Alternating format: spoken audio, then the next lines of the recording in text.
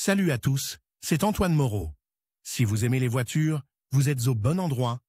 Continuez à regarder cette vidéo, on passe tout de suite au sujet du jour. La sortie de la cour est à nouveau bloquée par la voiture de l'infortuné voisin. Vous ne pouvez pas promener vos sacs sur le trottoir ou promener votre animal de compagnie sur la pelouse à cause de l'abondance de voitures garées. L'herbe et les fleurs de vos pelouses sont-elles usées et fanées? Si votre jardin ressemble à un parking privé, lisez cet article. Nous vous proposons quelques recommandations pour mettre fin à ce genre d'anarchie. Déposez une plainte contre le contrevenant. Selon le code de la route en vigueur, norme du code de la route, le stationnement dans la cour n'est pas autorisé pendant plus de 5 minutes de plus. Pendant cette période, il doit y avoir un embarquement ou un débarquement de passagers ou de marchandises. Si la voiture reste garée dans la cour plus longtemps que prévu, vous pouvez appeler la police de la circulation et déposer une plainte. Le stationnement abusif dans la cour ne doit pas être ignoré par les voisins et les citoyens concernés. Outre l'aspect inesthétique de la cour, une telle violation entraîne un certain nombre de risques pour la vie.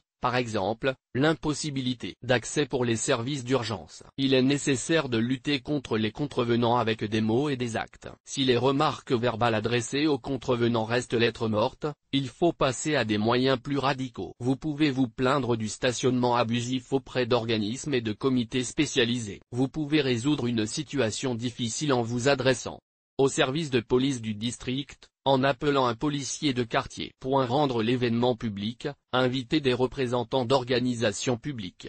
Utilisez des applications mobiles spéciales, uniquement pour les habitants des mégapoles.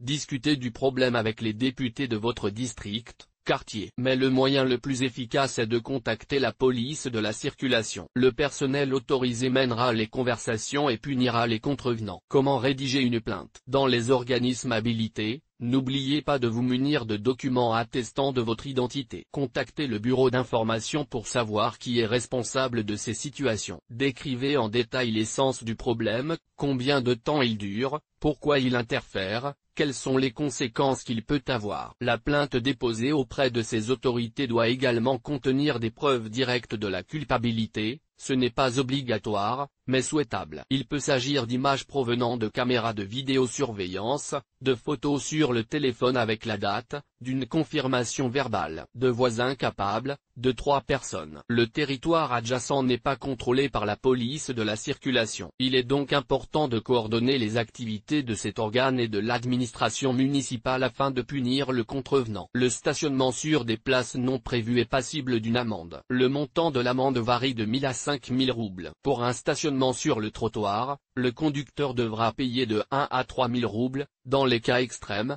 le coût des services de la dépanneuse et le coût de l'immobilisation de la voiture à la fourrière s'ajoutent à ce montant. Le stationnement sur la pelouse coûtera de 3000 à 5000 roubles.